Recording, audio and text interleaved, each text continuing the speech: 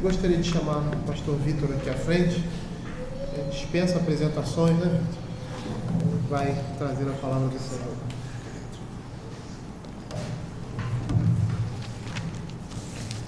Bom dia, irmãos. Graça e paz da parte do Senhor Jesus. Que alegria estar aqui com vocês. Que bom, pastor Heber, uma igreja cheia. Faz tanto tempo que eu não vejo uma igreja cheia assim, presencialmente. Na Recife a gente prega e a igreja é grande e só tem 50 pessoas na igreja, uma igreja grande daquela, né, Nininha? Nininha não foi mais para a igreja, Paulinha também não pode ir, ficou em casa, né, e aquele bem pouquinho de gente.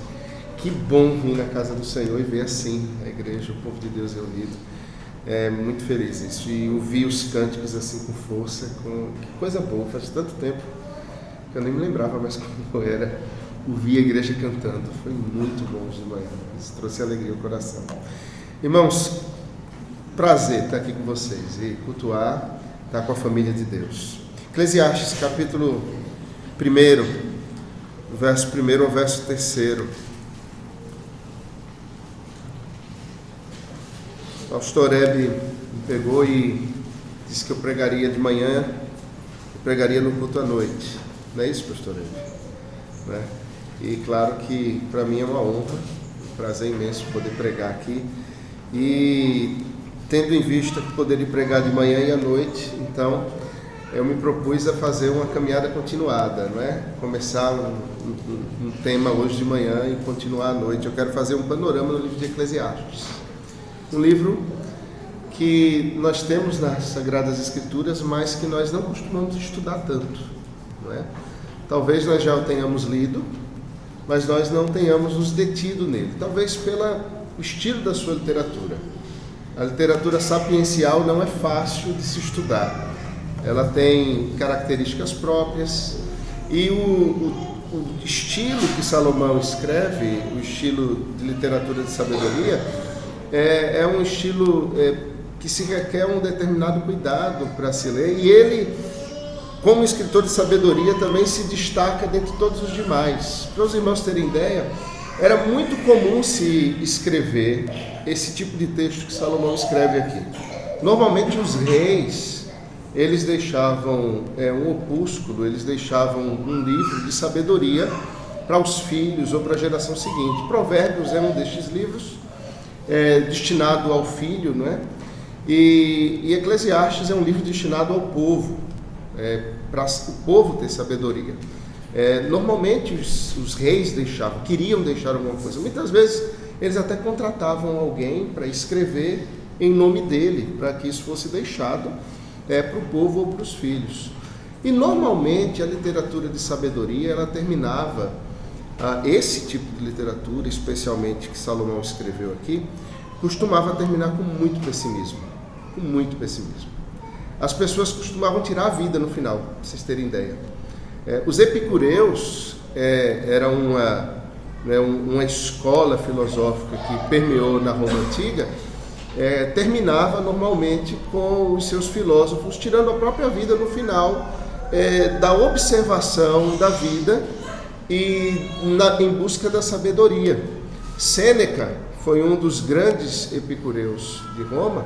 Ele conclui, depois de ser o padrinho, o orientador e o mestre de Nero, ver que a vida ela não fazia muito sentido, e ele termina por tirar a própria vida. Foi o grande representante da literatura de sabedoria romana.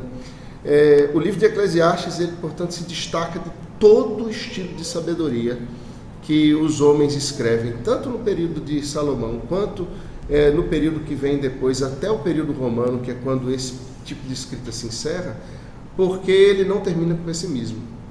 Ele consegue ver a vida, ver de olhos abertos a vida, sem negar as lutas da vida, e mesmo assim ele conclui glorificando a Deus.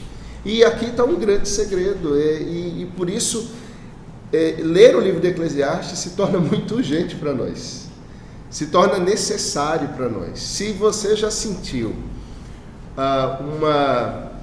uma certa insatisfação com essa vida, se você já sentiu que a vida ela parece estar andando meio em descompasso, se você assiste televisão ou lê um jornal, ou você olha simplesmente pela janela e você percebe que alguma coisa está fora do lugar, que as coisas não estão indo muito bem, que há um desmando, que os governantes eles não glorificam o verdadeiro governante, que parece que o mundo está caminhando para o abismo, que dá um gosto amargo no final, na boca, que parece que as coisas não fazem muito sentido, que o trabalho é vão, que o cansaço, por mais que a gente busque ter prazer e satisfação, é aquilo que no final toma conta da gente. Você precisa urgentemente correr a palavra de Deus e ler o livro de Eclesiastes com urgência, porque Salomão fala sobre tudo isso, e no final ele consegue olhar para os céus e dizer: mas o Senhor está sentado no trono, bendito seja o nome do Senhor. Então, eu queria ler com vocês esse livro e fazer nessa manhã uma caminhada pelo primeiro refrão do livro. O livro tem 2 refrões. A gente vai ver o primeiro refrão nessa manhã e à noite a gente vai ver o segundo refrão. A gente poderia dividi-lo nas 4 partes dele, teriam que ter 4 sermões, então eu não dividi em 4 partes. E então eu decidi, como tem 2 sermões, dividi-lo então nos 2 refrões e não nas 4 partes, para que a gente pudesse ter uma visão mais ampla do livro, no intuito de que você depois se lance ao estudo acurado dele para a sua própria vida. Eclesiastes 1, verso 1 ao verso 3, nos diz assim: a palavra do pregador, filho de Davi, rei de Jerusalém. Vaidade de vaidades, diz o pregador, vaidade de vaidades, tudo é vaidade.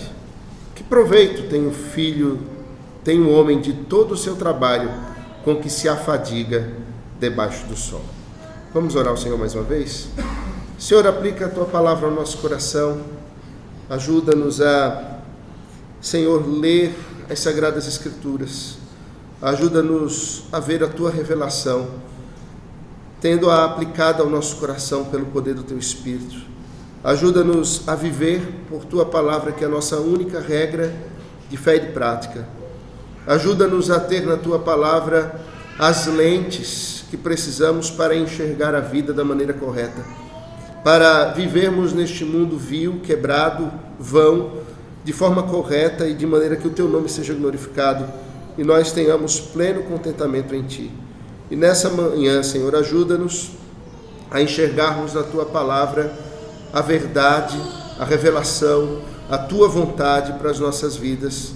E, Senhor, instrui-nos para caminharmos em santidade de vida, para que o mundo conheça que Tu és Deus, o Evangelho se propague e nós vivamos neste mundo como Tua igreja, mesmo que espalhada, mesmo que como forasteiros, como peregrinos, vivamos com os olhos fitos, Senhor, no reino e no fato de que o Rei da Glória está voltando.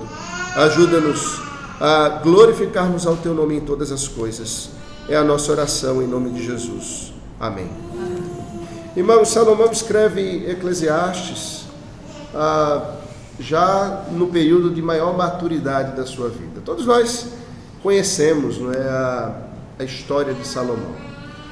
Não há muita discussão sobre quem escreve o livro, porque o próprio versículo 1 já dá a dica de quem escreveu, palavra do pregador, filho de Davi, rei de Jerusalém. E este filho de Davi, rei em Jerusalém, ou de Jerusalém, é Salomão, o sábio, e nós conhecemos que Salomão, ainda na sua juventude, pede algo a Deus e ele pede sabedoria. O estranho é que um homem que pede sabedoria, em algum momento da sua vida se desvie, se distancie dos caminhos do Senhor. Você já parou para pensar nisso? Eu já me peguei avaliando essa situação de Salomão, dizendo: Senhor, como isso é possível? Como alguém que pede sabedoria pode se desviar dos teus caminhos, pode caminhar por caminhos torpes? Nós vimos Salomão se dobrar aos deuses, aos ídolos das suas muitas esposas e as suas muitas mulheres. Nós sabemos que Salomão fez um harém para si com 700 esposas e 300 concubinas, não é? Eu imagino que a vida não deu conta para ele conhecer todas elas, não é? Imagino que não foi suficiente, não deu tempo.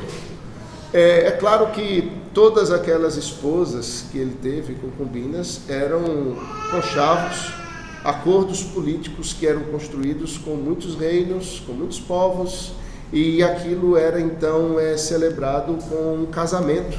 E Salomão foi então colecionando um harém em Jerusalém para si, mas num determinada caminhada da vida isso se tornou um grande problema, porque cada uma delas adorava um ídolo, a um Deus diferente. E Salomão, naqueles muitos casamentos que ele realizou, ele já quebrava a lei de Deus, porque ele se lançava num jugo desigual.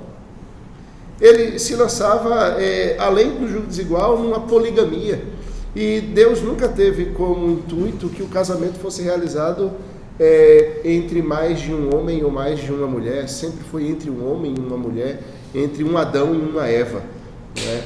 E os homens, por causa do desvio do seu coração, se lançam a situações como essa de Salomão. E isso trouxe situações vexatórias para Israel. O próprio Salomão chegou a construir templos espalhados em todo Israel para os ídolos de suas esposas. Mandou que esses templos fossem construídos. Agora mesmo, nós temos várias descobertas arqueológicas em Israel, em que se observam templos a ídolos ou a deuses cananeus em Jerusalém, em cidades próximas de Jerusalém, espalhados por toda Israel, que comprovam que ao mesmo tempo em que o povo de Deus estava adorando ao Deus verdadeiro, havia um culto idólatra no meio do povo de Deus. Isso já deve nos levar a compreender que aquele que pensa estar em pé, cuide para que não caia. O pregador, este homem sábio, ele olha, e todo mundo conhecia a vida dele, todos sabiam por onde Salomão havia andado. E ele está falando de sabedoria, olhando para trás e dizendo: eu experimentei algumas coisas e eu quero dizer a vocês de onde eu vim. Eu quero falar para vocês da graça de Deus, da misericórdia de Deus. E quero mostrar a vocês que o homem mais sábio, que tem mais conhecimento, que tem mais ciência, que possa ter mais experiências na vida, mesmo este homem pode cair. Um primeiro alerta que, ao lermos o livro de Eclesiastes, deve vir ao nosso coração, é que, irmãos, não importa o tempo que tenhamos de evangelho, não importa o quão brancos ou escassos estejam os nossos cabelos, ou quantos filhos nós tenhamos, quantas vezes tenhamos pregado, quantos filhos na fé tenhamos gerado, não importa quais sejam os cargos que tenhamos ocupado na igreja, nós precisamos de Cristo, nós precisamos que o nosso coração seja evangelizado diariamente, nós precisamos que a nossa alma seja impactada pela palavra de Deus constantemente. Se não for assim, nós haveremos de nos desviar e sofreremos as consequências disso. Sim, se o Senhor de fato nos elegeu desde antes da fundação do mundo, Ele nos trará para si, como trouxe Salomão, mas não sem cicatrizes, sem marcas, e sem choro, e sem lamento. Certamente, se Salomão pudesse escolher, se ele pudesse voltar atrás, e parece que o livro de Eclesiastes deixa essa sensação nas entrelinhas, ele voltaria atrás, e ele faria tudo diferente. Você já teve essa sensação? Se eu pudesse voltar atrás, como eu faria coisas diferentes. Todos nós, em algum aspecto da vida, já pensamos assim, mas a vida é desse jeito. Nós não temos como voltar atrás, nós contamos com a graça de Deus que opera no nosso coração, o arrependimento, e como vimos nessa manhã, o perdão do Senhor que nos alcança. O perdão do Senhor alcançou Salomão, e ele agora se intitula, o pregador. E é interessante o termo que ele utiliza, o Kohelet, em Reis, os escritores de Reis, e sobretudo em Reis, no capítulo 1 Reis, capítulo 8, no verso 1, fala de Salomão como aquele que ajunta o povo, que congrega o povo para ouvir a palavra, como um pregador. E o termo utilizado é exatamente esse em todo Eclesiastes. Ele é o Kohelet, ou seja, ele é o indivíduo que ajunta, ele é o indivíduo que agrega, ele é o pregador, aquele que convoca e dirige uma assembleia. Ele se torna o pastor de Israel. Veja que graça extraordinária de Deus. Aquele homem que teve sabedoria, aquele homem que foi criado nos caminhos do Senhor, e em especial E me permita esse parêntese especialmente para aqueles que, como eu, foram criados no Evangelho.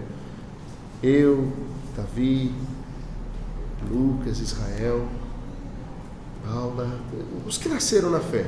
Aqui deve ter muitos, né? Simone, Oreb, que nasceram no Evangelho. Gabriel, nasceram na fé. Salomão nasceu no Evangelho, né? Foi criado, digamos assim, na escola dominical. Foi criado na igreja. Aprendeu o breve catecismo maior. Decorou a confissão de fé de Westminster, não é? Ele era um reformado. Mas mesmo assim, os perigos ainda estiveram diante dele. E o Senhor garantiu a sua salvação porque ele era um eleito, desde antes da fundação do mundo. Nós precisamos entender, irmãos, que como eu, nasceram na igreja e foram criados na igreja, que nós dependemos exclusivamente do Senhor, não é porque somos filhos do rei Davi, ou do pastor Oreb, ou do pastor Vitor, ou não é isso que nos garante a salvação. O que nos garante a salvação é a boa mão do Senhor, que nos retira do desvio, que nos retira dos nossos maus caminhos e nos coloca no lugar que Ele quer. E que coisa extraordinária, agora Salomão está em pé em Jerusalém. E ele não está mais com a vida desviada. Ele está proclamando em santa assembleia a palavra de Deus. Ele está ensinando o Evangelho. E ele se identifica então como o pregador. Veja, o primeiro título que ele coloca para si mesmo não é de rei, não é de sábio, não é de rico. E ele vai falar das suas riquezas no livro, de tudo que ele construiu, de tudo que ele amealhou na vida. Mas a primeira coisa que ele diz é: eu sou o pregador. Ele coloca como uma coisa mais valiosa, como o primeiro atributo que lhe é dado, o privilégio de proclamar o Evangelho, de proclamar a palavra de Deus. E nós precisamos entender, olhar para esse aspecto e perceber o que Salomão está mostrando aqui, é que ele está alcançando agora a verdadeira sabedoria. Ele está percebendo que diante de todas as coisas, aquilo que ele precisa valorizar mais é a mensagem que lhe foi entregue, é a pregação do Evangelho, é aquilo que lhe foi passado pelo seu pai. E agora ele está com o seu coração proposto aos mesmos fins que Davi teve. Davi se torna aquele que proclama a palavra de Deus, que fala da lei do Senhor com tanto amor. Olhamos para o Salmo 119 e é uma declaração de apego à palavra de Deus, né? Ó Senhor, quanto amo a tua lei, né? Ela é doce como mel. Escondi a tua palavra no meu coração para não pecar contra ti. Ela é lâmpada para os meus pés, luz para o meu caminhar. Ele sai declarando amores à palavra de Deus. Agora Salomão, ele entendeu porque o pai dele agia daquela forma e ele está imbuído do mesmo sentimento, dizendo: eu sou o pregador e o que eu vou proclamar é a palavra de Deus. Nós precisamos pensar sobre o que temos proclamado, ou o que tem sido pregado com a nossa vida, ou o que nós temos, como nós temos sido vistos e qual tem sido o adjetivo primário que as pessoas têm observado em nós. Quem nós somos. E não há outro adjetivo melhor para nós do que aqueles que tornam o nome do Senhor Deus conhecido na terra. Ou seja, pregadores. Pregador não é o pastor que vem aqui à frente pregar. Esse é o que proclama a palavra de forma pública. Mas todos nós fomos chamados a pregar e anunciar o Evangelho, a tornarmos o nome do Senhor conhecido na terra, a sermos a imagem e semelhança dele, proclamando. E esse é o aspecto de sermos imagem e semelhança, né? Sermos um reflexo de Deus aonde estivermos e proclamarmos as suas virtudes. Há dois refrões no livro, e eu quero trabalhar o primeiro refrão, que está estampado no finalzinho do verso 3, debaixo do sol. Esse termo vai se repetir em todo o livro de Eclesiastes. Ele vai dizer: que proveito tem um homem de todo o seu trabalho com que se afadiga debaixo do sol. Debaixo do sol é um refrão, é um termo que Salomão vai retomar, e vai retomar, e vai voltar, ao qual ele vai voltar o tempo todo. Ele vai dizer: olha, nós estamos debaixo do sol, nós estamos debaixo do sol, nós estamos debaixo do sol. Às vezes, nós vivemos nessa vida e vivemos com as perspectivas erradas. Nós vivemos criando teologias, doutrinas e percepções erradas para nós. Por exemplo, a teologia da prosperidade é uma perspectiva errada do que seja debaixo do sol. É uma perspectiva de que aqui debaixo do sol, Deus nos deve satisfazer de todos os prazeres, que Ele deve atender todos os nossos desejos. Uma outra teologia errada no debaixo do sol é o teísmo aberto. Uma ideia de que se o mundo ele tem vivido situações, o mundo parece estar no desgoverno, que se no mundo tem maremotos e terremotos, se no mundo existem pandemias, se no mundo tem Covid, se no mundo tem gripe, se no mundo ocorrem mortes e dores, é porque Deus então saiu do mundo e deixou o mundo entregue ao seu próprio caminho. É a negação da soberania de Deus. Isso é uma perspectiva errada do que seja debaixo do sol. Uma outra perspectiva debaixo do sol, errada, é que Deus é sádico, Deus é ruim. Deus ele não se importa conosco e Ele então ele nos castiga o tempo todo. E aí são aquelas pessoas que têm ódio de Deus ou se manifestam contra Deus. Uma perspectiva errada é que Deus é todo amoroso mesmo e no final das contas todo caminho vai dar na venda e todo mundo vai se salvar. Você percebe as perspectivas erradas? O debaixo do sol, a compreensão do que isso significa, vai nos trazer perspectivas, propostas e teologias completamente opostas à palavra de Deus ou não. E o fato é que todos os seres humanos, eles se dirigem a partir de Deus. Ou eles caminharão na direção de Deus, ou eles caminharão contrários a Deus, ou eles caminharão contra Deus. O fato é que não há como negá-lo. O fato é que há como ser contra ele, ou há como ser aqueles que o buscam e o adoram.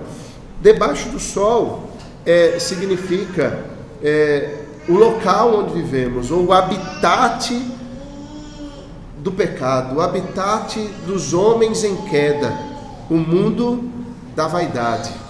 Esse é um outro termo que se repete em Eclesiastes o tempo todo, e você observa ele no verso 2. Vaidade de vaidades, diz o pregador, vaidade de vaidades, tudo é vaidade. E aí você olha para sua esposa e você diz assim: eu disse? Eu não falei? Para que mais um vestido? Para que mais um sapato? Quanto tempo você passa na frente do espelho, passando rímel? E quanto tempo você passa escovando esses cabelos? Para que mais um batom? Não precisa. Querida, vaidade de vaidades, diz o pregador. Sai daí, vaidade de vaidades. Irmão, tenho uma boa notícia para você. Diga ao seu marido que não tem nada a ver com isso. Diga para ele assim: querido, você está completamente errado, não é sobre isso que Salomão está falando. Vaidade de vaidade significa coisa passageira. É isso que Salomão está dizendo. Ele não está falando de vaidade de se arrumar. É certo que às vezes vocês exageram, isso é uma verdade, né? Mas não, isso fica para um sermão que o pastor Hebe vai pregar num domingo desse. Mas não é sobre isso que nós estamos falando. Não é sobre, sabe, o apresentar-se. Não, ele está falando sobre coisa passageira. Vaidade de vaidade, o termo aqui poderia ser traduzido de uma forma que entendêssemos melhor como coisa vã. Coisa vã de coisa vã, seria isso.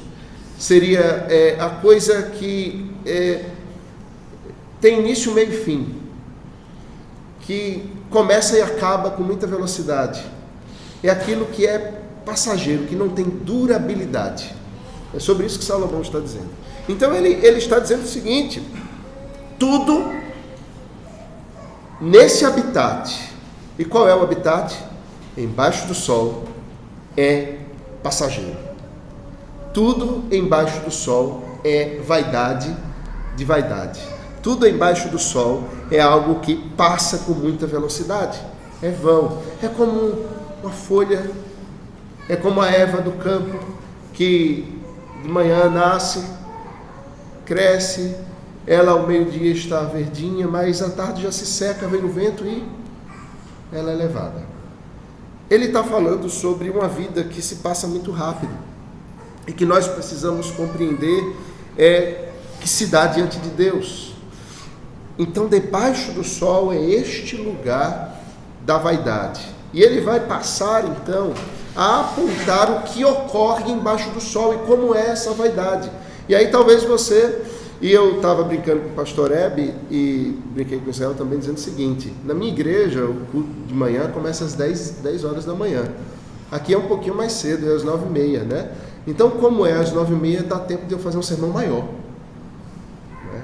Por isso eu não vou fazer 3 pontos, eu vou fazer mais de 3, porque eu tenho mais tempo. Tenham calma, eu não vou fazer maldades com vocês. O sermão não vai ser tão longo. Eu prometo apontar, como é um panorama, pontos bem rápidos, mas uma proposta de que vocês estudem o texto mais profundamente. Então, esse lugar, embaixo do sol, deve ser entendido como este lugar em que vivemos. Embaixo do sol é o deserto. Embaixo do sol é o lugar do calor causticante. Embaixo do sol é o lugar em que nós andamos em círculos. Embaixo do sol é um lugar em que, se não tivermos a boa mão de Deus, nós vamos secar.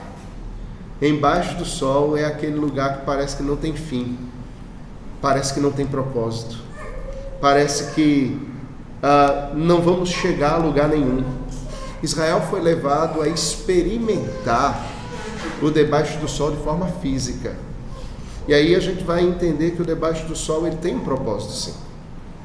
Foi nesse lugar debaixo do sol que Israel, enquanto nação, foi criado. Israel, enquanto nação, foi fundado. Israel não foi fundado em Jerusalém. Israel não foi fundado em Canaã. Se você olhar para os textos, sobretudo em Êxodo, você vê aonde Israel foi fundado.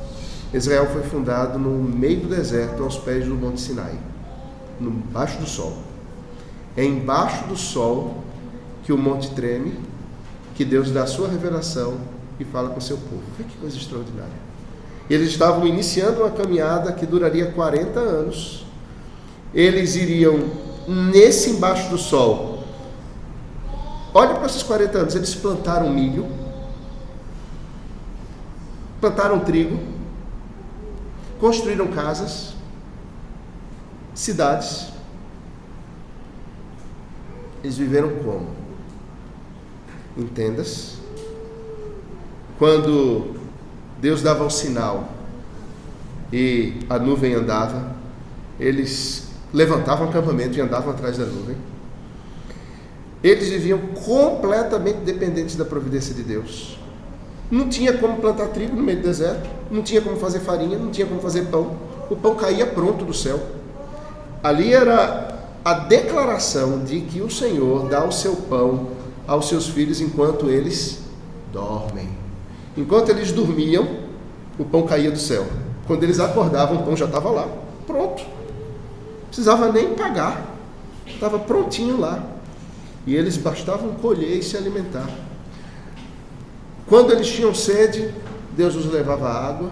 Foram 40 anos assim, dependendo da providência de Deus. Você está entendendo o que significa embaixo do sol? Tinha um propósito? Qual era o propósito de viver embaixo do sol? Depender de Deus, conhecer a lei de Deus, ter o coração transformado, aquela geração ser transformada numa geração santa, para que eles então pudessem entrar na terra que manda leite e mel. É exatamente isso que é viver embaixo do sol. Nós estamos vivendo embaixo do sol com o propósito de Deus transformar o meu e o seu coração, com o propósito de experimentarmos a providência de Deus, de irmos dormir sabendo que Deus nos dá o pão enquanto dormimos. Facinho isso, né? Você vai dormir e diz: Senhor, tranquilo aqui, porque o Senhor dá enquanto eu durmo. Nem sempre, não é? Já desconfiou de Deus? Fala a verdade, fala. Você já desconfiou do Senhor, né? De que Ele vai acabar tirando um cochilo de noite e vai esquecer de te dar o pão de manhã. Não já pensou assim? Quantas vezes? Mas o guarda de Israel não dormita. Ele não tira cochilos. E nós podemos confirmar isso, não é?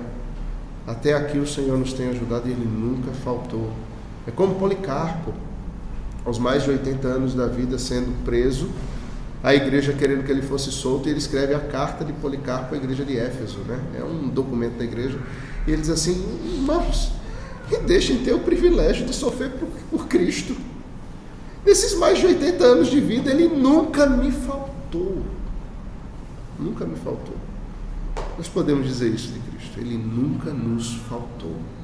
No meio do deserto, no meio ou embaixo do sol, ele nunca nos faltou. E aí eu quero pensar rapidamente em algumas coisas com vocês, olhando para o texto.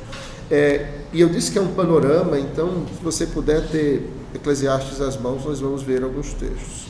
Não é? O trabalho, Salomão inicia no verso 3, e aqui um primeiro aspecto do embaixo do sol, é que o trabalho embaixo do sol, ele não traz proveito em si mesmo. E Salomão, ele faz a sua sabedoria no costume da literatura sapiencial, fazendo perguntas retóricas, né? Que proveito tem um homem de todo o seu trabalho com que se afadiga debaixo do sol? Ele está dizendo assim: pense bem, você se levanta de manhã, você sai para trabalhar, você retorna, e o dia seguinte é a mesma coisa, e o outro dia a mesma coisa, e o outro dia a mesma coisa, e o outro dia a mesma coisa, e tudo se repete. Que proveito há nisso? Ele está querendo que você vasculhe para ver onde está o seu coração. No aconselhamento bíblico, a gente costuma fazer uma pergunta lá no questionário de anamnese, e é uma pergunta que normalmente as pessoas ficam travadas. A pergunta é a seguinte: qual a sua motivação para se levantar todos os dias de manhã? A pessoa para e... Alguns dizem assim: nunca pensei sobre isso. Outros dizem assim: não sei, não faço a menor ideia. Você não, pastor, eu sou obrigado a isso, né? Senão eu ficava na cama dormindo. Sobretudo os adolescentes, né? Outros vão dizer assim: eu tenho que trabalhar, eu sou obrigado a trabalhar, então eu tenho que me levantar porque eu tenho que trabalhar. Já parou para pensar nisso? Aí Salomão está dizendo assim: você já parou para trabalhar, para pensar, por que você trabalha tanto? Qual o motivo disso? Para ficar rico? É para ter o seu nome numa placa de rua? Ou pelo menos numa sala da igreja, presbítero fulano de tal, coral, presbítero fulano de tal, você já viu isso? Sala da SAF, presbítero fulano de tal. Eu estava vendo meu avô, se estivesse vivo, completaria 100 anos no mês passado, o de Paula completaria 100 anos essa semana. Meu avô faleceu há 25 anos atrás e foi presbítero por, acho que 50 anos de presbiterato lá em Recife, numa igreja, e foi conselheiro da SAF muitos anos, né? E um primo se lançou a fazer um livreto sobre a vida do meu avô, agora em comemoração dos 100 anos dele. Aí está lá uma plaquinha da SAF em homenagem ao presbítero Onésimo dos Santos Ximenes, né?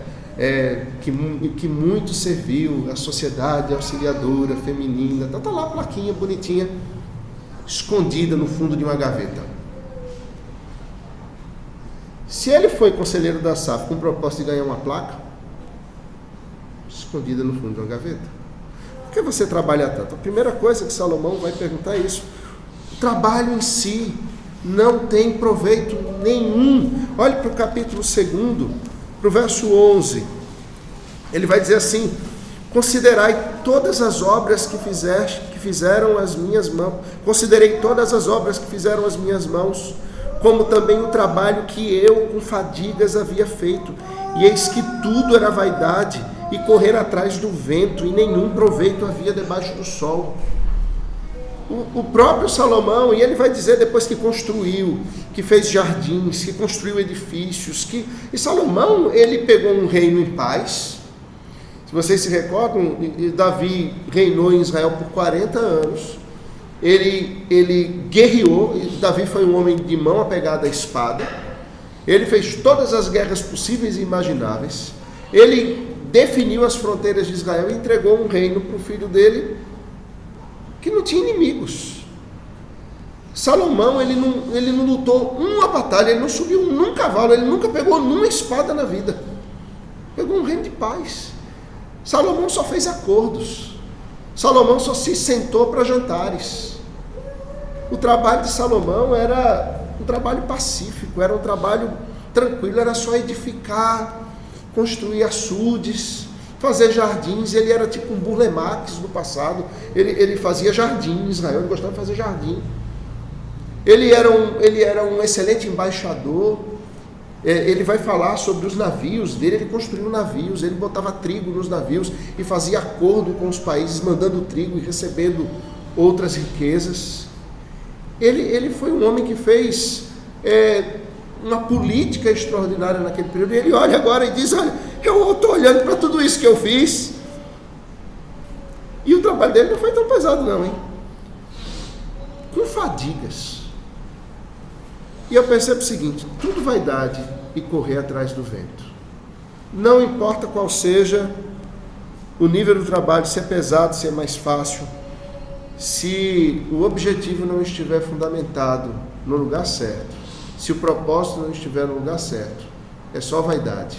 Se a pergunta, o porquê nós nos levantamos de manhã cedo, não for respondida, é só vaidade. É só vaidade. E aí a pergunta pode ser assim: por que você se levanta para estudar? Nós temos jovens aqui. Por que você se levanta para ir para a faculdade? Por que você tem estudado tanto? Por que você lê? Isso é a pergunta que pode ser feita para seminaristas. O que você está fazendo aqui no seminário? Qual o propósito disso? Ou pode ser feita para um pastor. Qual é o propósito de pastorear uma igreja? Fazer que ela cresça? Deixar ela bem grandona?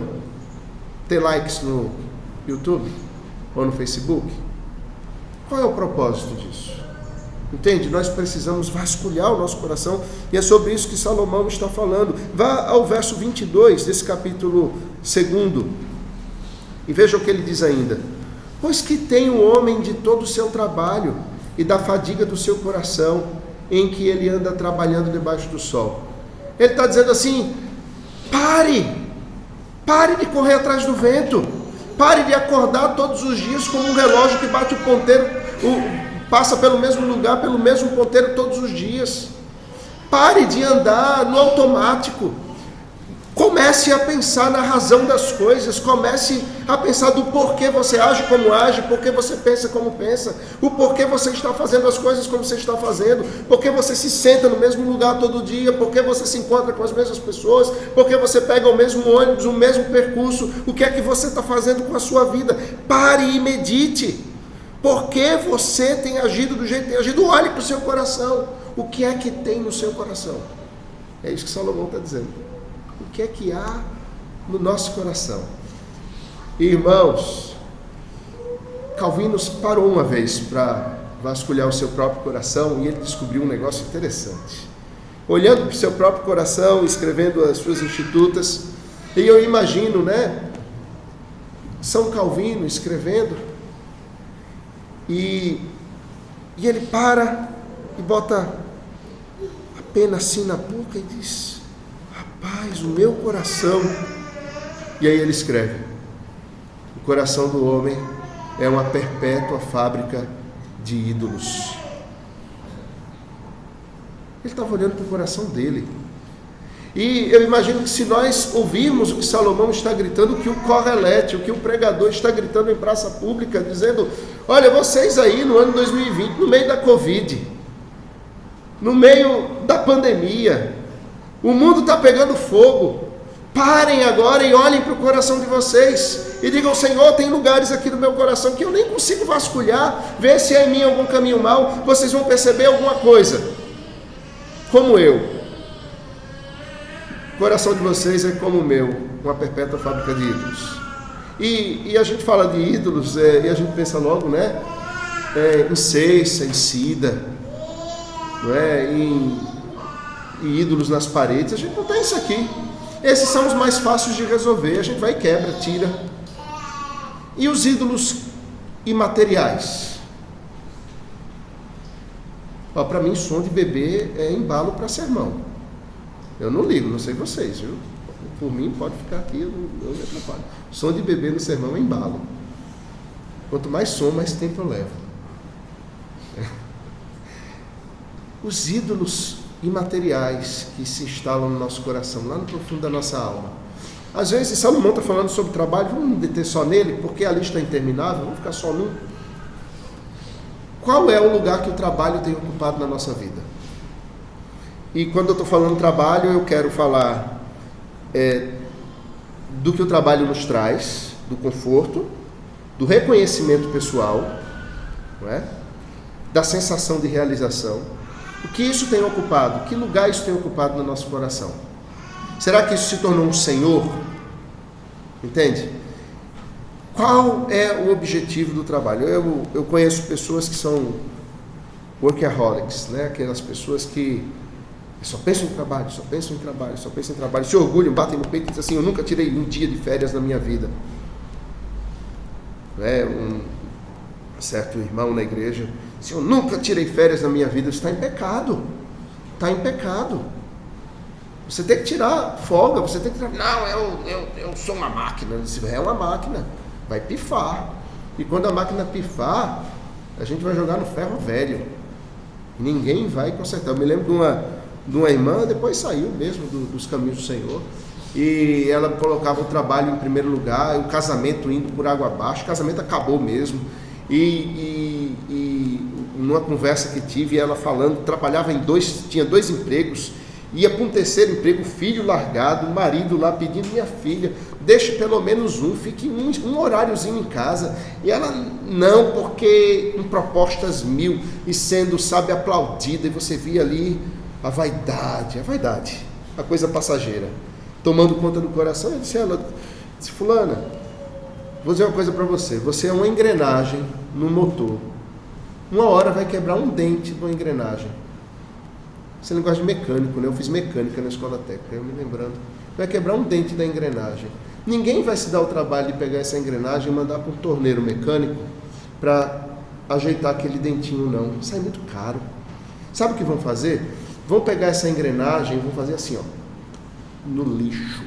E vão pegar uma engrenagem novinha em folha e botar no teu lugar. E aí você, quando você estiver lá no lixo, você vai perceber o que valeu, aonde você estava. E ao que você dedicou a sua vida? Ao nada. Ela não viu os conselhos e continua dedicando a vida por aí, até que um dia alguém tire. Mas a vida é assim. É desse jeito que funciona. A vaidade debaixo do sol é assim. Um segundo aspecto, são apenas 34 pontos, eu estou no segundo. Embaixo do sol não existe nada realmente novo. A primeira coisa é que o trabalho, ele não nos traz proveito em si, ele é vão.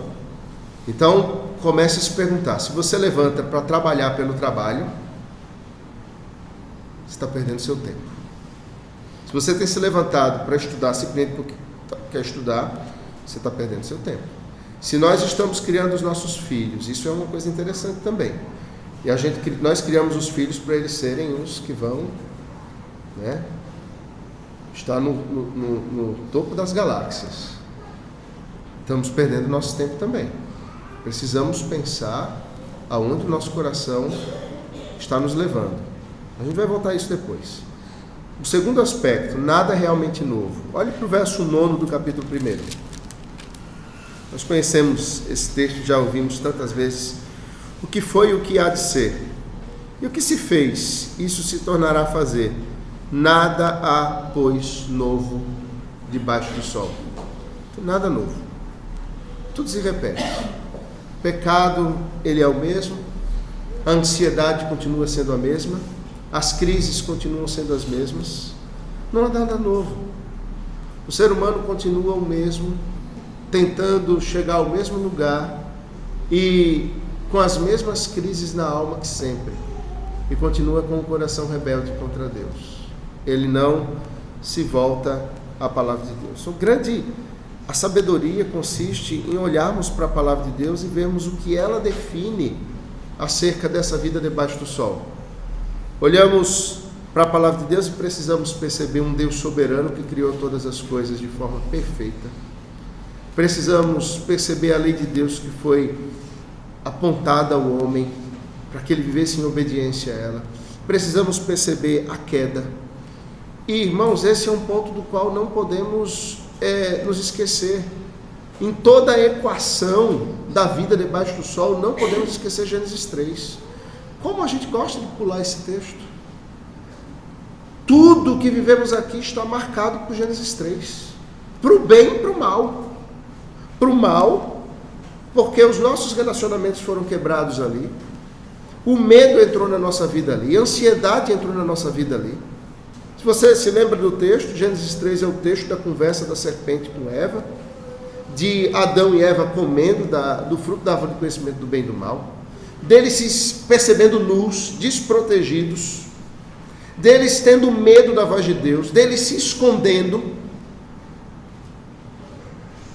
É o texto em que eles estão agora, é a primeira vez que eles estão debaixo do sol, nesse ambiente, em que eles percebem que as coisas estão fora do lugar, que tem alguma coisa errada. É a primeira vez que o ser humano percebe que tem alguma coisa estranha acontecendo. E essa sensação não pode sair de nós. Na hora que nós começarmos a achar que está tudo bem, está tudo ruim.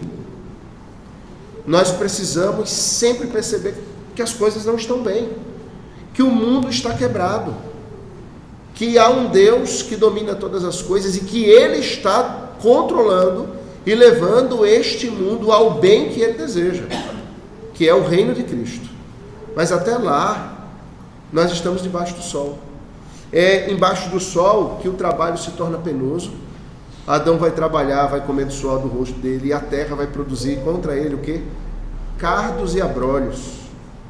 Ele dominava a terra, e ele era, quando o Senhor disse assim, olha, você vai regar o jardim, você vai cuidar do jardim. Adão, ele devia ali, sabe, fazer belas coisas no jardim, arar a terra, fazer jardins ali. Ele era um agricultor, fazia coisas maravilhosas. A partir de agora, ele fez um dia, no outro dia tem erva daninha. Ele fez no outro dia, está secando. Não era para ser assim. Tudo é difícil. Sabe aquela sensação? Você já fez assim? Trabalhou e você fez planos e daqui a pouco deu tudo errado? Adão percebeu que era desse jeito. Desde Adão é assim. É desse jeito. Esse lugar, as coisas vão se repetindo. Nesse lugar de Gênesis 3, nem tudo é só más notícias. Apesar de também os nossos relacionamentos terem sido complicados ali, o homem deixa de proteger a mulher e joga a culpa nela, não é? Foi a mulher que tu me deste, a culpa é dela. E desde então nós homens nos tornamos covardes e não protegemos nossas esposas, nós escondemos atrás delas. Isso é um imenso desafio. Vivermos na frente como líderes protetores que se entregam em amor, em sacrifício, ao invés de nos escondermos atrás de nossas esposas. Quando uma esposa reclama alguma coisa sobre seu marido, que ele não está ocupando seu papel, diz, normal, homens sendo homens caídos. É isso, embaixo do sol é desse jeito. Embaixo do sol homens não assumem a liderança sacrificial, embaixo do sol mulheres são aquelas que vão contra o marido, mordendo a língua para sentir os gostos de sangue, né? E serem submissas, serem aquelas que mandam. Desde Gênesis 3 o feminismo está aí. Nada é realmente novo, mas tem boas notícias de Gênesis 3 também. É que viria a semente da mulher, e a semente da mulher esmagaria a cabeça da serpente. E ali o proto-evangelho é apresentado, né? Embaixo do sol nós devemos perceber que as crises são as mesmas, não há nada novo. Mas embaixo do sol nós devemos perceber que há uma promessa de Deus. Nós devemos viver no meio dessa crise, lembrando que o Senhor tem promessas para o seu povo. Adão e Eva viveram ali, e eu imagino, eu tenho pregado em Gênesis, e terminei minha proposta em Gênesis, agora estou em Êxodo, e eu estava falando sobre a primeira geração que vem após Eva e Adão. Nasce Caim, nasce Abel. E eu imagino que quando Caim nasceu e depois Abel nasceu, Adão e Eva olharam para o outro e disseram, quem será?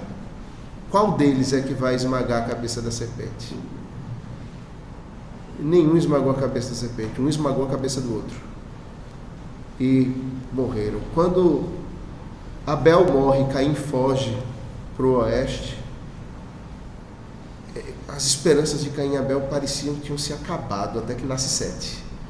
Aí Sete, dado por Deus, o nome significa, é a esperança que se renova. Ao tempo que, nesse mundo, as crises são as mesmas e o cansaço continua sendo o mesmo, o Senhor continua renovando as suas promessas para nós. E Ele não esquece, até que venha aquele que esmaga a cabeça da serpente. Irmãos, nós vivemos as mesmas promessas. Cristo já veio, sim, esmagou a cabeça da serpente, mas nós vivemos na promessa de que Ele está voltando.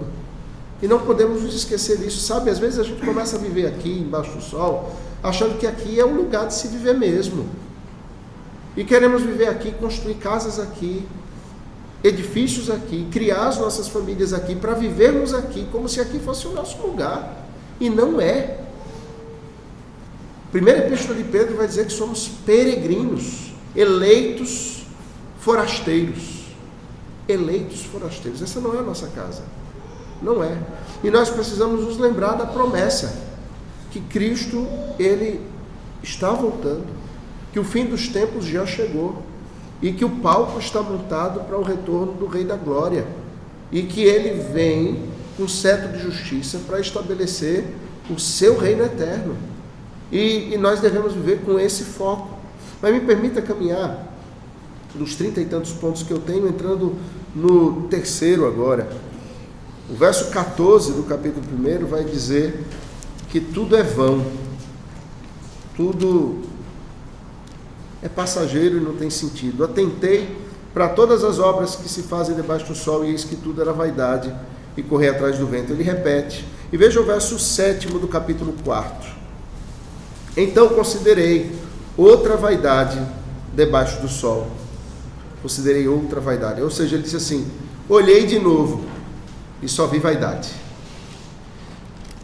Se vasculharmos, se parássemos como Salomão para observarmos a vida, nós chegaríamos a essa conclusão. É tudo passageiro. Irmãos, quais são os momentos mais importantes, mesmo da vida dos cristãos? O casamento. O casamento é passageiro. Ele vai passar. Ontem, João e Júlia casaram. Tem um tempo. Esse casamento vai durar um tempo. Vai passar. Ele é temporário, como diz John Piper, né? É um casamento temporário. Nascimento dos filhos é um momento importante?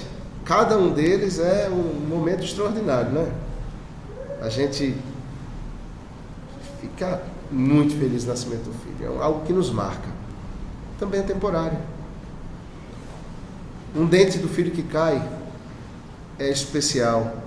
Primeira filha da gente, cada dente... Olha, nós teríamos falido se essa ideia continuasse lá em casa. Mas minha esposa teve uma maravilhosa ideia. Cada dente um presente. Só tinha uma filha, né? Então, os dentes foram... Nós não sabíamos que caíam tantos dentes. Então, caiu um presente, dois, outro presente, três, outro presente. Ela já estava puxando com alicate os dentes, né? Para ganhar outro presente. E eu olhei para ela assim, querida, começa a comprar ali no camelô, porque o negócio está ficando difícil, né? E tal. Aí veio a segunda, a terceira. Imagine agora no quinto, cada dente um presente. Não ia dar certo, né? Os dentes são especiais, eles caem, mas eles continuam caindo. E tem uma má notícia, né, pastor Hebe? É que eles caem na infância e quando a gente vai ficando velho, eles começam a cair de novo. Eles começam a cair. O Salomão vai falar sobre isso, viu? Lá no último capítulo. Ele vai dizer que os dentes começam a cair e a boca, ela se fecha como uma porta numa casa velha. Ele diz isso em Eclesiastes. Interessante, não é? A perspicácia de Salomão na observação das coisas. É especial. E aí eles se formam. Sabe aquele dia da formatura do ABC? Como é lindo, né? Eles vão ali, a formatura do ABC. E a gente... Depois vem o segundo filho, o terceiro, já não tem tanta graça assim. Repete. Desculpa aí os que são de segundos e terceiros, tá? Vem formatura no ensino médio, na universidade. São momentos especiais, mas é tudo passageiro, irmãos. É tudo vão. Só há uma coisa que é eterna. É o sacrifício de Cristo por nós. Só isso é eterno. Tudo o que vivemos aqui tem a ver com este ponto da eternidade. Nosso casamento tem a ver com o sacrifício eterno de Cristo. O nascimento dos nossos filhos tem a ver com o nascimento eterno com o sacrifício eterno de Cristo. Os dentes que caem dos nossos filhos tem a ver com o sacrifício eterno de Cristo. A formatura no ABC tem a ver com o sacrifício eterno de Cristo. A formatura no ensino médio tem a ver com o sacrifício eterno de Cristo.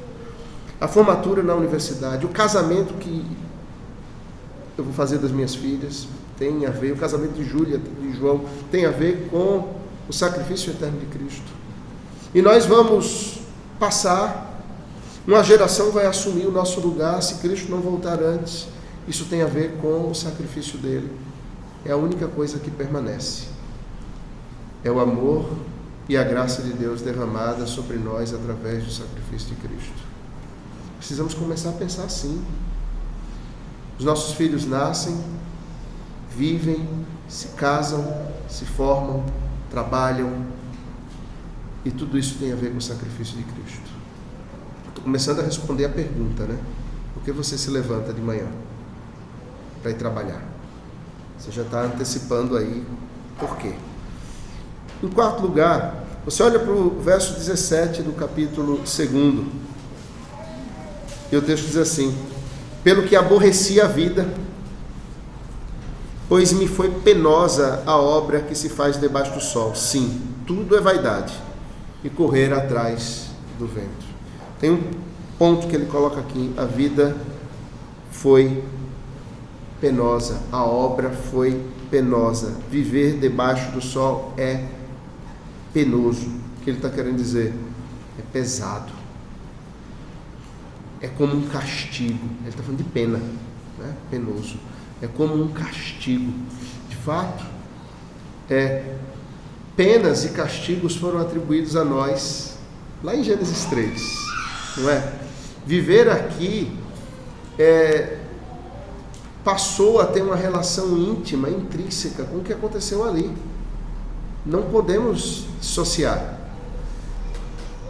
As discussões, a maneira como falamos, o trabalho, sabe? Já teve aquela situação, você está no trabalho e você olha assim, puxa, não podia ser melhor trabalhar aqui. Que lugar bom de se trabalhar. Que lugar maravilhoso de se trabalhar esse. Até que alguma coisa aconteça. E posso dar uma notícia? Sempre vai acontecer. Sempre vai acontecer alguma coisa para que azede o lugar. Sempre. Porque é penoso. Sempre vai acontecer. Na nossa igreja nós temos um conselho maravilhoso. Somos 10 no conselho. É gente que só, né? 10 para reunir no conselho. Mas a nossa reunião é super leve, é uma reunião gostosa, é uma reunião que a gente ora, a gente lê a palavra, nós tratamos os assuntos com muita leveza, discutimos, o pessoal é duro. Tem alguns presbíteros que são duros na fala, assim, muito firmes, mas é tudo com muito amor e na palavra, sabe? Aí, às vezes a gente conversa e diz assim, puxa, que ambiente bom, né? Que ambiente gostoso, até que o pecado de um de nós se manifeste aqui e azede tudo. Até que, quando um dia se manifestar, e vai acontecer. E a nossa oração, eu tenho dito isso lá no conselho, a nossa oração é que o Senhor nos dê graça para lidarmos com os nossos pecados de maneira piedosa e santa, para resolvermos e a igreja não ser afetada por causa da nossa incompetência. Sabe? Porque é assim. O casamento é maravilhoso. Casar é bom demais, mas a Disney disse que viveram felizes para sempre, que não teve nenhum problema. Isso é mentira. Isso é mentira, não é? Quando chega em casa, que começa a desmontar, né? Começa a desmontar. E quando o camarada tira o cabelo, não é natural, era uma peruca. Né? Os olhos não eram daquela cor, eram a lente de contato. Os cílios não eram aquele, os cílios eram um negócio que... isso eu pensei que era um... Isso é sobrancelha, não é um cílio. Né? Os dentes não eram dentes, eram uma chapa. Sabe o que é chapa, né? Aquilo que vovó e vovô usavam lá no passado. Né? Hoje não usam mais, né? No passado, meu vovô e minha vovó tinham. Botava no copo e dormia. De vez em quando a gente bebia água naquele copo, né? Tava ali. Desmonta. O homem, quando ele estava ali fortinho, quando ele tira, era um macaquinho ioga. O que eu quero dizer é que a realidade, ela é bem diferente daquilo que a gente imagina. Mas a gente cria expectativas fictícias, né? Nós precisamos lembrar que a vida aqui é penosa. Nós envelhecemos, nós adoecemos, nós nos cansamos e o nosso pecado se manifesta uns contra os outros. O trabalho se esgota, a nossa força vai embora. Vocês que já passaram dos 40 anos, já tentaram dar aquela corrida na mesma velocidade que davam aos 20? Já tentaram correr atrás daquela bola do mesmo jeito que corriam aos 20? Você vê a bola, você enxerga o lance, você se vê fazendo a mesma coisa, só que quando você dá o passo, você cai no chão. Nosso acampamento no período de carnaval nesse ano foi o último grande encontro da igreja antes da pandemia.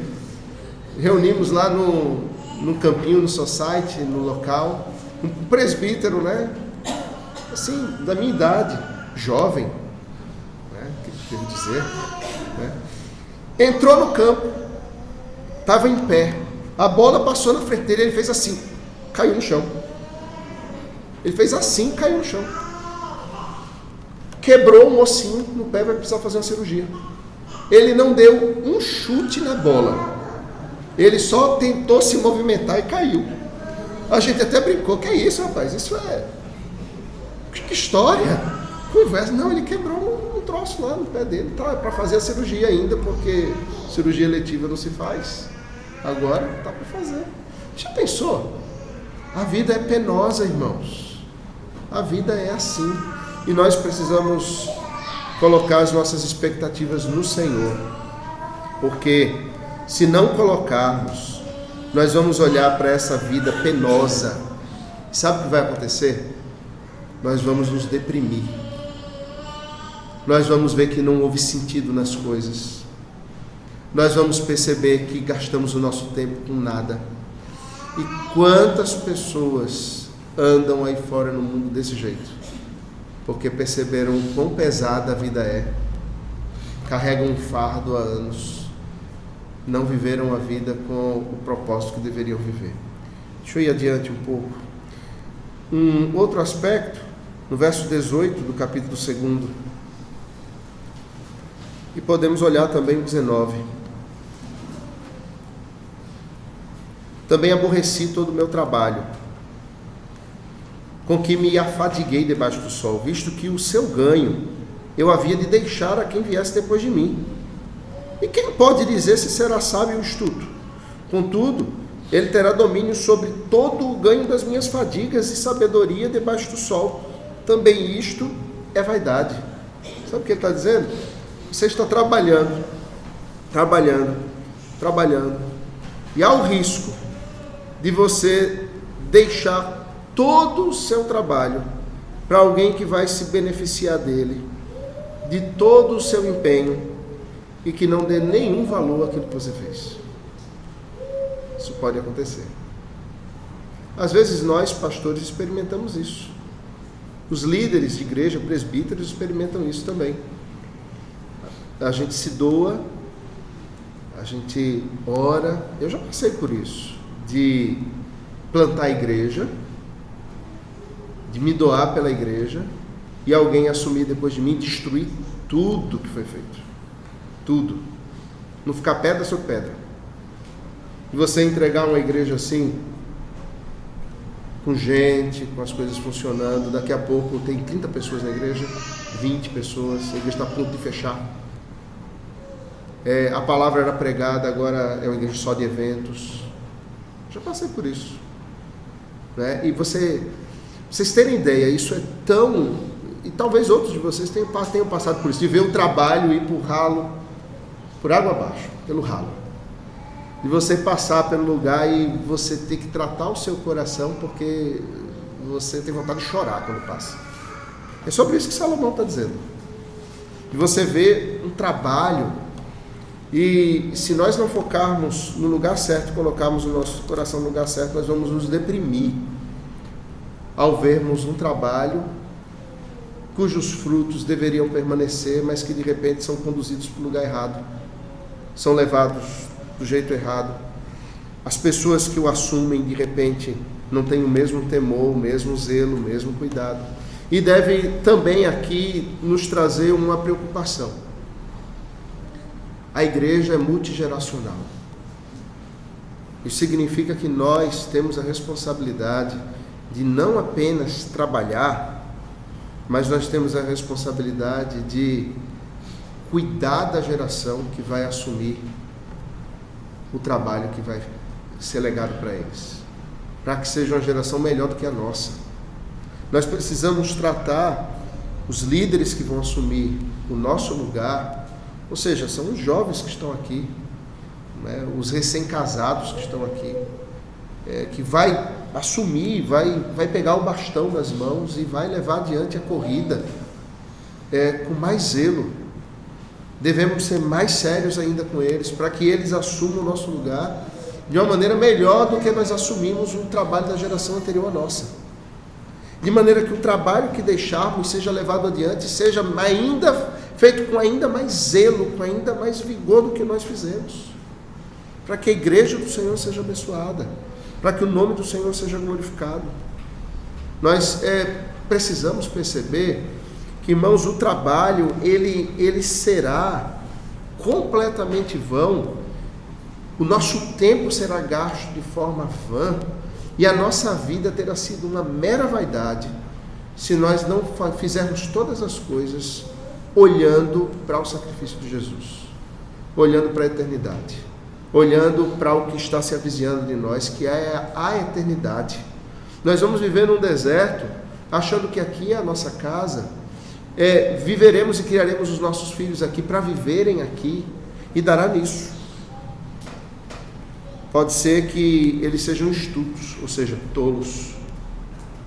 Pode ser que eles não sejam sábios.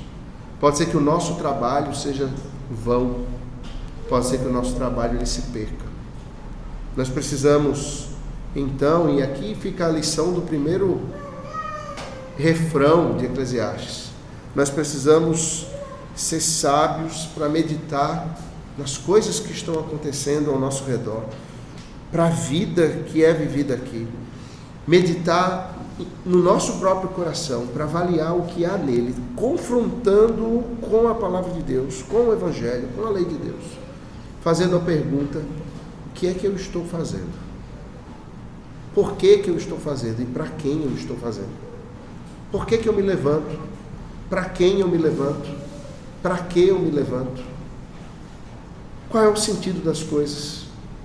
E aí a resposta, na boca dos sábios e no coração e na mente dos sábios, não pode ser outra que não seja: eu me levanto, eu vivo, eu me levanto eu me levanto com o propósito de que o nome do Senhor seja conhecido. Eu me levanto para que o Senhor seja glorificado. Hoje é o dia de eu servir a Deus. Hoje é o dia de eu me levantar e impactar a vida embaixo do sol. Hoje é o dia de eu me levantar, olhar para a crise que o mundo vive. E sejamos sinceros, irmãos, dá uma vontade de ir embora, não dá? Às vezes as pessoas, a vontade de ir embora do país. A gente conhece muita gente assim, né? Vamos embora do Brasil. Algumas pessoas dizem assim: viver no Brasil está muito difícil, está muito chato. Essa é uma visão pequena. Viver no mundo é que está muito chato. Viver no mundo é que está muito difícil. Não tem um lugar nesse planeta que eu e você possamos nos refugiar. Não tem. Por isso que eu não sou pós-milenista. Não dá para ser pós-milenista. Não tem um lugar aqui em que a gente possa se refugiar. nós só podemos nos refugiar em Cristo. E o único lugar para onde podemos correr é aos pés dele. Quer seja no Brasil, no Canadá, nos Estados Unidos ou em qualquer outro lugar. Esse mundo, em qualquer lugar, em qualquer país, em qualquer cantinho desse mundo redondo que possa existir, ele é embaixo do sol. Ele é embaixo do sol. Ele é embaixo do sol e a vida nele é vã. E não importa onde estejamos, a Covid vai nos alcançar. A enfermidade vai nos alcançar. Foi feito aquele prefeito do interior de São Paulo, né? Todo mundo vai ficar doente. Calma, gente. Todos nós vamos em algum momento nos angustiar. Só um lugar seguro é Cristo. Esse tem que ser o nosso habitat. É vivermos no deserto, embaixo do sol, mas tem a presença de Deus nos cobrindo. Mas tem a casa de Deus, e nós habitamos na casa de Deus, olhando para a presença de Deus no nosso meio. Somos guiados e orientados por Ele, alimentados por Ele, dirigidos por Ele, e tem um propósito. Ele está nos conduzindo. E aí nós criamos os nossos filhos na aliança, nós vivemos na aliança, e nós somos um povo forjado para ser adoradores e sacerdotes, não para sermos outras coisas. O trabalho aqui é um trabalho de sacerdotes. O trabalho aqui é um trabalho de adoradores. Não importa se você é professor, não importa se você é construtor, não importa se você é advogado, se você é médico, se você está estudando, se você é pastor, se você trabalha em banco, se você é dona de casa, se você é mãe em tempo integral, se você está procurando emprego, não importa. O trabalho não é definido por nenhuma dessas funções. O trabalho é definido por aquilo que fomos tornados no Monte Sinai, no deserto. E no nosso caso, no que fomos tornados em outro monte, no Calvário. Aos pés do Calvário, no Monte da Caveira, nós fomos tornados o povo de Deus. Povo eleito de adoradores e sacerdotes. Nosso trabalho é definido por isso, irmãos. O que é que você está fazendo? Por que você se levanta? Para onde o seu coração tem te dirigido? Se não for para o Calvário, para esse monte, no meio do deserto, tudo terá sido vão. Tudo terá sido uma mera vaidade.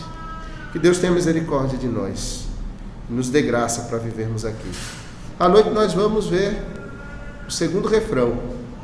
E aí você pode perguntar assim: qual é o segundo refrão, pastor? Vem à noite e eu lhe direi. Deus tenha misericórdia de nós.